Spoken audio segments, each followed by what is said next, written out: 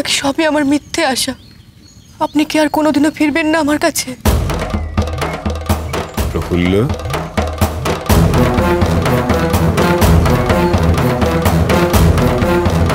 অবশেষে আমি তোমায় খুঁজে পেলাম। তোমায় জঙ্গলে খুঁজতে এসে আমি তাহলে ভুল করিনি। আমায় ক্ষমা করবেন, তাকে সত্যি আর খুঁজে পেলাম না। শোন প্রফুল্ল, দেখ আমি কেন ঠিক জানি না, তোর দুঃখ দেখলে না আমার খুব কষ্ট হয়, ভেতরটা কেমন হু হু করে ওঠে। বিশ্বাস কর, তোর এত কিসের দুঃখ বলতো? হ্যাঁ, আয় আয় কাছে আয়, চোখের জলটা মুছিয়ে দি। আয়। এই আপনি কি করছেন? আমার চোখের জল মোছাতে হবে না। কেন এমন করিস বলতো? হ্যাঁ, আয় না একটিবার কাছে আয়, আমি মুছিয়ে দিই চোখের জলটা। জি, আপনি না বয়োজ্যেষ্ঠ গুরুজন। ও তো সকলের সামনে, আড়ালে তো আমি তো রাজি হয়ে যা। আমার প্রস্তাবে রাজি হয়ে যা, তোর কোনো দুঃখ থাকবে না। দুবেলা পেট ভরে খেতে পারবি, শাড়ি, তারপরে তো গয়না গাটি, কোনো কিছুর অভাব থাকবে না রে, কোনো কিচ্ছু না। আরে ভগবান তোকে এরকম পাগল করা রূপ দিয়েছে, সেটাকে কাজে লাগা। হ্যাঁ, এই সময় থাকতে থাকতে রূপ যৌবন এগুলোকে কাজে লাগা। এ তো ওই জঙ্গলে পুরো নষ্ট হবার জন্য নয় রে, তাই না? একটা জিনিস ভেবে দেখ, পাগলও তো নিজের ভালোটা বুঝে, তাই না? আর সেখানে তুই তো সেদিন কাদায় ফেলে দেওয়ার কথাটা এত তাড়াতাড়ি ভুলে গেলেন চক্রবর্তী মশাই? আবার যদি এমন কথা বলেছেন, ভাগ্য কিন্তু আমি ফিরিয়ে দেবো রে প্রফুল্ল, ও নিয়ে চিন্তা করিস না।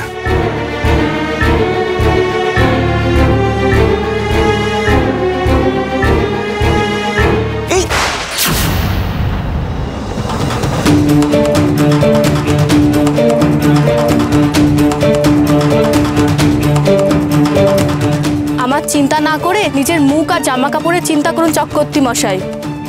আপনাকে যা দেখাচ্ছে, গায়ের লোকে আপনাকে ভূত না মনে করে।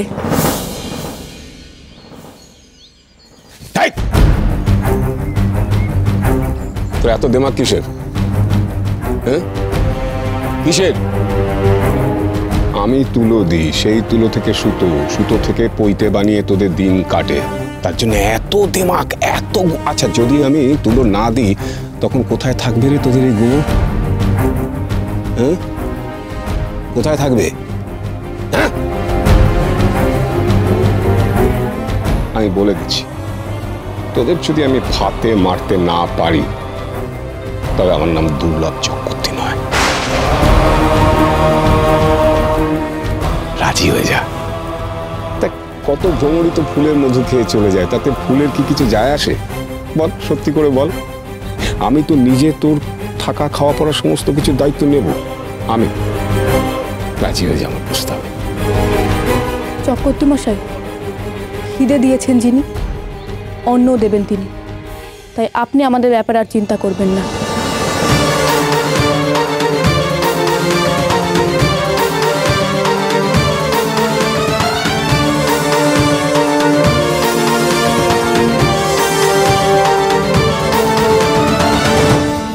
এত তেজ?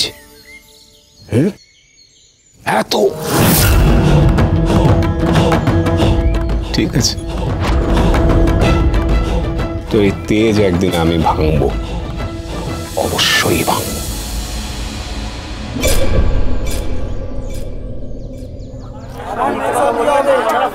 আরে কি, আরে এরা কি? আস্তে আস্তে, আরে শুনুন শুনুন শুনুন, আপনারা বামুন মানুষ, এভাবে চিৎকার চেঁচামেচি করবেন না, সমস্যার সমাধান এভাবে হবে না। কি চেঁচিয়ে মরছে কেন এত? আরে থামুন না, থামুন না, আস্তে আস্তে আস্তে আস্তে আস্তে। অযথা আপনারা এত চেঁচামেচি করছেন। তার চেয়ে আমি বলি কি, আপনারা বরং কালকে আপনাদের মেয়েদের নিয়ে আসুন এখানে। কাল সকালেই প্রমাণ হয়ে যাবে যে ব্রজেশ্বরের সঙ্গে, মানে আমার দা ঠাকুরের সঙ্গে কোন মেয়ের দেখা হয়েছিল। আর সেই দুলের একখানি যার কাছে থাকবে তাকেই আমরা আশীর্বাদ করে যাব। হ্যাঁ, আপনারা বরং আজ যান, কাল আবার আসবেন। আজ আসুন, আজ আসুন। বেশ, কালই আমরা আমাদের মেয়েকে সাজিয়ে গুছিয়ে নিয়ে আসবো। আমরাও নিয়ে আসবো।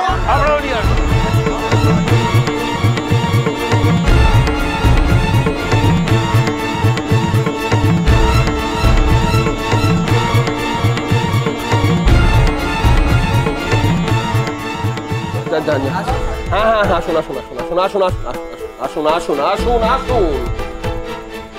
আবার তুমি কি ঝামেলা ফেঁদে বসলে বলো তো পিসি? কি দরকার ছিল কাল এসব করার? তাছাড়া আর উপায় কি বল? সেই মেয়েকে তো খুঁজে বের করতেই হবে। আপনি কিছু চিন্তা করবেন না রায়মশাই, দেখবেন কাল সব সমস্যা মিটে গেছে। কাঁচকলা মিটবে। আর বলিহারি আপনার গ্রামের মানুষজন যেই শুনেছে জমিদারের ছেলে অমনি মেয়ে গটাবার জন্য উঠে পড়ে লেগেছে। অবশ্য তাদেরই বা দোষ দিই কেন? আমার ছেলেও কি কম যায় নাকি? মা ঠাকুমার আশকারাতে একদম।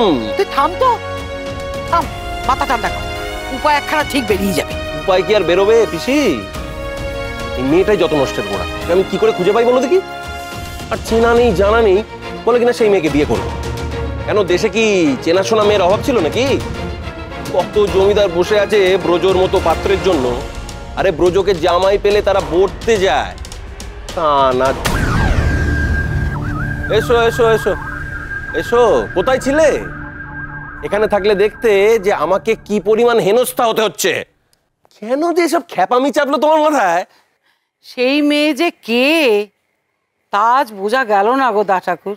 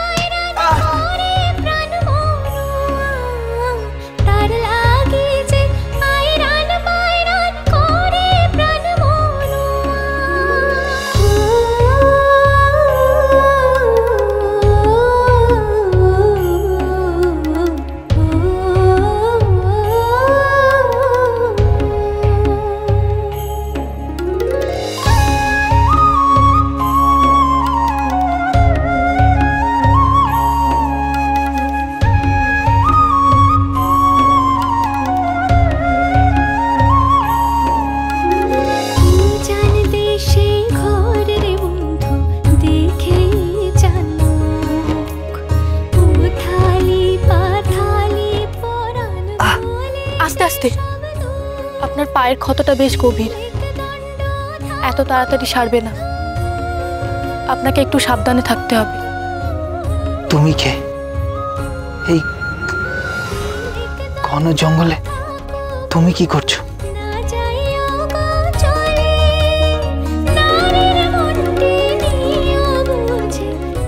শোনো, যেও না।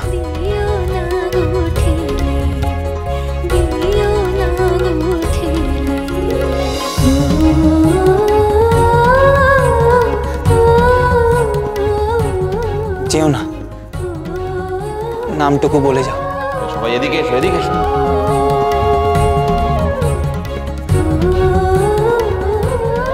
আমিও তো তাকে খুঁজে পেলাম না, জানি না সে কোথায় হারিয়ে গেল। হয়তো আমার স্বাদ কোনোদিনই পূর্ণ হবার নয়।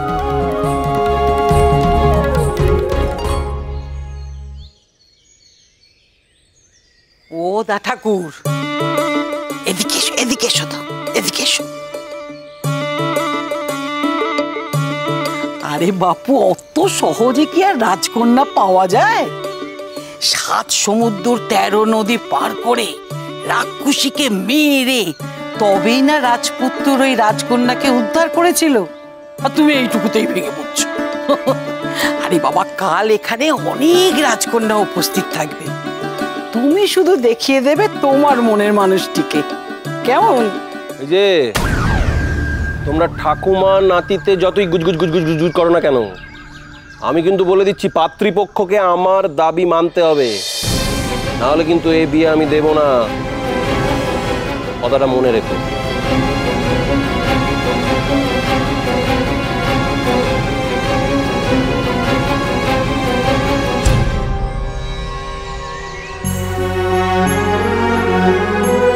তেমন কিছু না, তাকে শুধু কয়েকবার দেখেছি। তাহলে এতদিনে সে তোকে ভুলে গেছে। বড় লোকরা সব এরকমই হয়। কোথায় আপনি? আমি যে আপনার পথ চেয়ে আছি। তুমি আমার কাছে সাধারণ নও, আমাকে তুমি বিপদ থেকে রক্ষা করেছো। তোমার কাছে আমি কৃতজ্ঞ।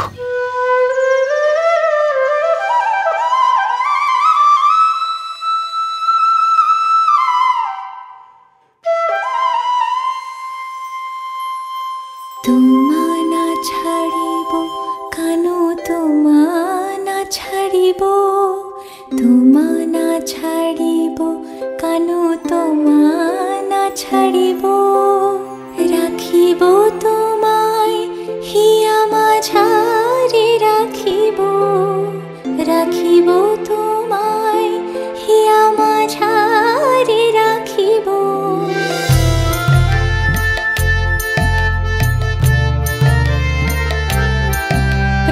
ধরিব কেমনে, প্রাণ ধরিব কেমনে, দিবস আন্ধার হলো কানো তোমা বিনে, দিবস আন্ধার হলো কানো তোমা বিনে, কানো তোমা বিনে। শ্রীরাধার প্রাণকারী ব্রজের ঐশ্বর, শ্রীরাধার প্রাণকারী ব্রজের ঐশ্বর, গেল গো চলে ওগো মথুরা নগর, গেল গো চলে ওগো মথুরা নগর।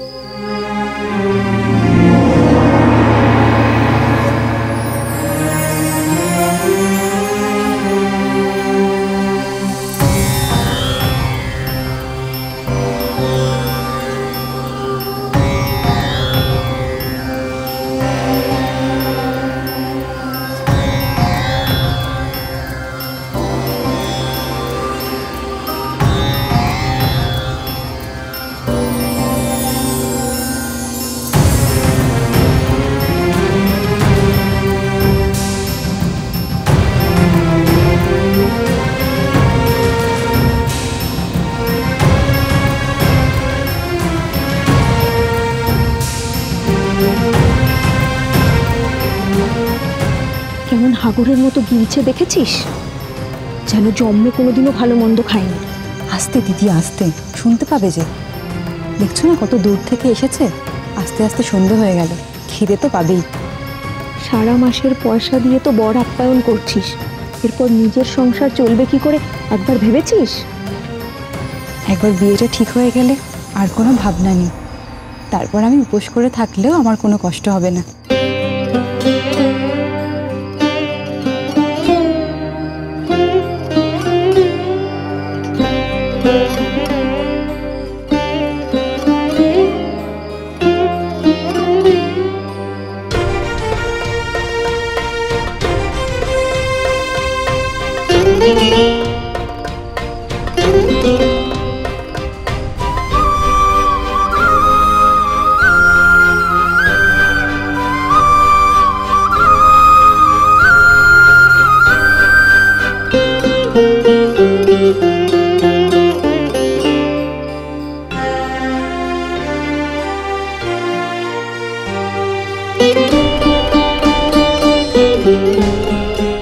বলছি কি যে মেয়ে আমাদের খুব পছন্দই হয়েছে। যে মেয়ের এমন রূপ এমন গুণ, সে মেয়ে পছন্দ না হয়ে পারে? এটা কি বলছো বাবা? কি বলি রূপ দিয়ে কি হবে? কেন? এই রূপ দিয়ে কি ধুয়ে জল খাবো? খাবো কি? না খাবো না তো। যাকে ওই সেইটা সারো তো। কোনটা?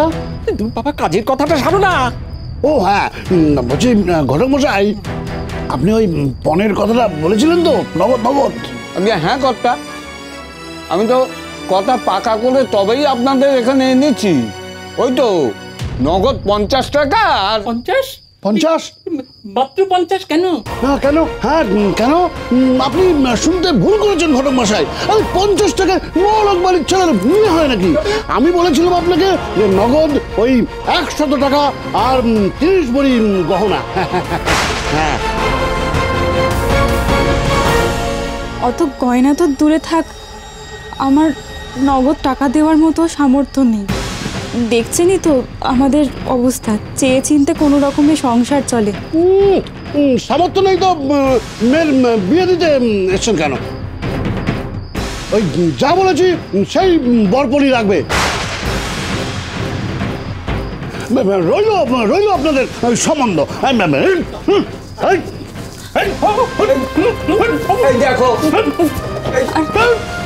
শুনুন, আরে শুনুন দাঁড়া বাবা, আরো মোয়া আছে তো। যাবেন না, দয়া করে এমন বলবেন না। অনেক কষ্ট করে এরকম একটা সম্বন্ধ পেয়েছি, এটা ভেঙে গেলে বড় স্বাদ ছিল আমার বড় লোকের বাড়ি মেয়ের বিয়ে দেব। অনেক কষ্টে আমার মেয়েকে বড় করেছি, রূপে গুণে ও কারোর থেকে কম নয়। আপনার ঘরে ও লক্ষ্মী হয়ে থাকবে, আমি শুধু ওই 30 টাকাই দিতে পারবো। 30 টাকা? মাত্র 30 টাকা? হ্যাঁ, কথাটা তুমি মুখে আনলে কি করে? আমার ছেলেটাকে কি তুমি ফেলনা পেয়েছো? আর এই 30 টাকা নিয়ে যদি বিয়ে দিই তাহলে সমাজে আমি মুখ দেখাতে পারবো? হ্যাঁ, এত কথা কাজ নেই তো? কাজ আছে কি? না কাজ নেই। এবার আমাদের সব কথাটা শুনে রাখুন।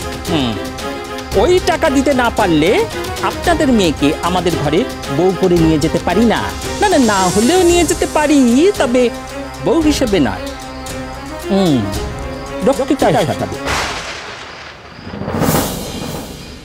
এসব তুমি কি বলছো বাবা? ঠিকই বলছি, একদম ঠিকই বলছি।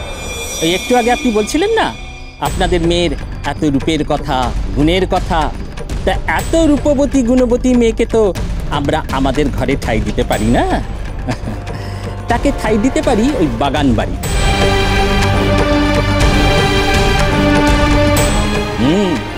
রাজরানী করে রাখবো, কথা দিচ্ছি। নেন, এবার আপনারা কি বলবেন বলুন।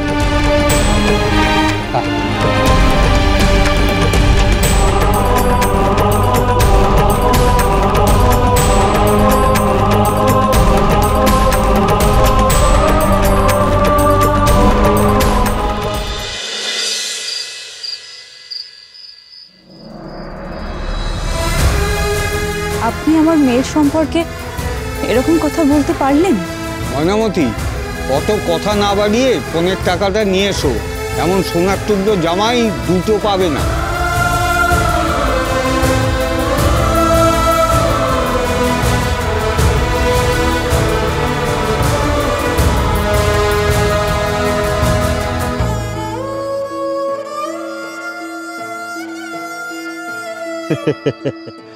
দেখলি কেমন একটু চাপ দিয়েই টাকাটা 50 থেকে 100 করে দিলাম। হ্যাঁ,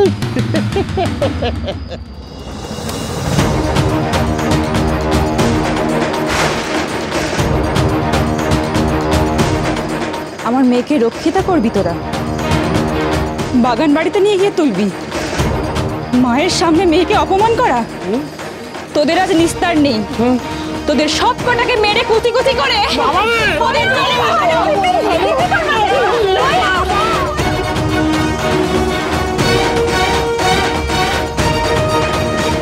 কি করছিস?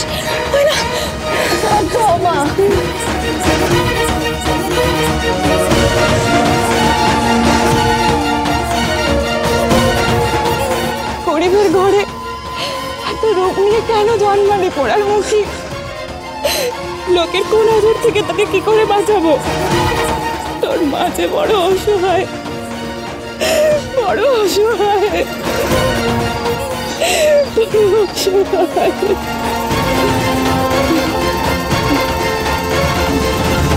মা, ময়না, মা, ময়না, কি হলো? ময়না, কি হলো? ময়না, ময়না সারা দে। মা, ময়না, মা কথা বলো মা।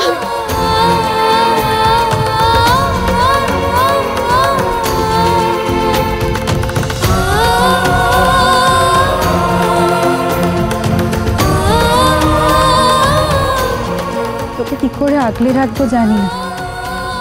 আমি একা গরিব বিধবা মানুষ, তার উপর চারপাশের লোকের কুনজর। আজ তোর যদি কোনো একটা আপদ বিপদ ঘটে তখন আমি কি করব? ঠাকুর আমাকে বারবার এত বড় শাস্তি কেন দেন মা? এর জবাব মা বিশালাক্ষীকেই দিতে হবে। আমি তার কাছে জানতে চাই কি আমার অপরাধ, কি আমার অপরাধ। পিপি